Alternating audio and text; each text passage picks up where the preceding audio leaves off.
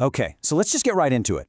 In our world of non-stop streaming, social media, and a million other things fighting for your attention, why in the world should you spend your time reading a guy who died over 150 years ago?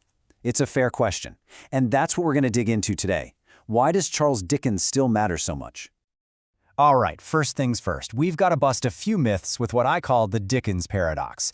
The myth is that he's this dusty, difficult, totally irrelevant author you were probably forced to read in school. But the reality? Oh, the reality is so much cooler. In his day, Charles Dickens was a literal rock star, a revolutionary storyteller whose work was absolutely 100% binge-worthy. And that energy? It's all still there. You just have to know where to look. So where do we even begin? Well, it has to be with his characters. Because the incredible thing about Dickens is that he created these people who, well, they never really left us. They've become these timeless blueprints, these archetypes that we still use to make sense of our own world.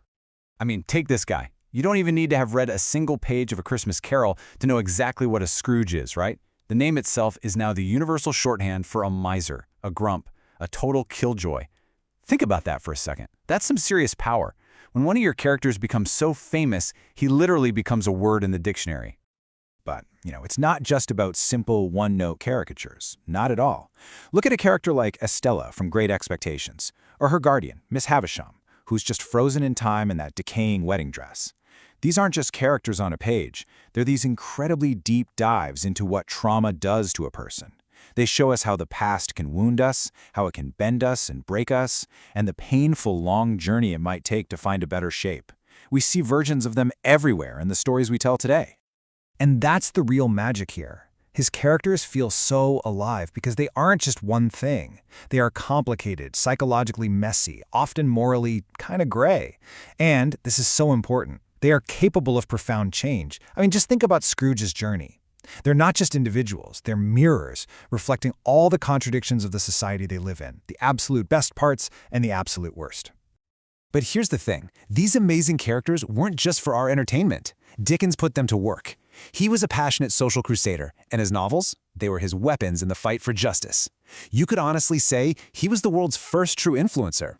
He basically perfected a genre we now call the social novel. The best way to think about it is, it's not just a story. It's more like investigative journalism wrapped up in a gripping narrative. He weaponized storytelling to shine a giant spotlight into the darkest corners of Victorian England and forced his readers, his massive audience, to actually look at what was happening. And get this, it actually worked.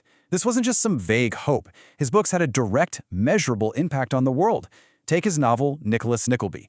In it, he exposed the absolutely horrific abuse that was going on in some of these private boarding schools.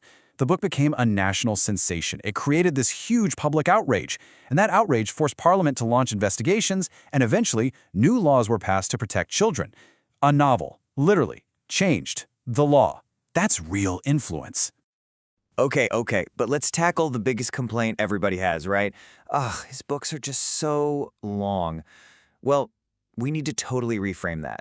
You gotta understand, Dickens wasn't writing for someone in the 21st century to sit down with a giant 900-page brick. He was playing a different game. He was the original king of the cliffhanger. See, his novels were published in these cheap monthly installments, basically episodes of a TV show.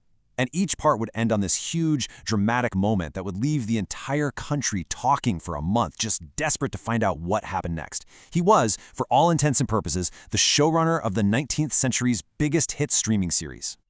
And the level of audience engagement he created was just unreal. I mean, look at the finale of The Old Curiosity Shop. When the final installment was being shipped from England to America, the suspense over what would happen to a beloved character named Little Nell was so intense that huge crowds gathered on the docks in New York. As the ships were pulling in, people would shout to the sailors, "Does Little Nell die?" Can you even imagine a book causing that kind of public frenzy today? It wasn't just a story, it was a massive cultural event. So let's recap. We have these unforgettable characters, we have world-changing social impact, and we have this incredibly binge-worthy storytelling. But the real, core reason Dickens is still with us is that when we read his work, we're not just taking a trip to the past. In so many ways, we're actually looking in a mirror. Just think about the biggest conversations we're having in our society right now. The huge gap between the rich and the poor. That is the beating heart of A Christmas Carol. a flawed, complicated, and often unjust legal system. That's the entire plot of Bleak House. The way bureaucracy can crush the human spirit, it's all over his books. And running through everything are these timeless human struggles, the power of kindness in a cruel world, and that deep search for who we really are. His world is our world, just with different outfits and no smartphones. And ultimately, that's why this all matters. Reading Dickens isn't some homework assignment. It's a way of understanding the DNA of our modern problems and, really, our modern selves. Which leaves us with one last, really fascinating question to think about. If a storyteller with his incredible talent and his moral fire were alive right now, whose story would he be telling? Who are the forgotten, the voiceless, the invisible people that he would pull from the shadows and put right at the center of our attention?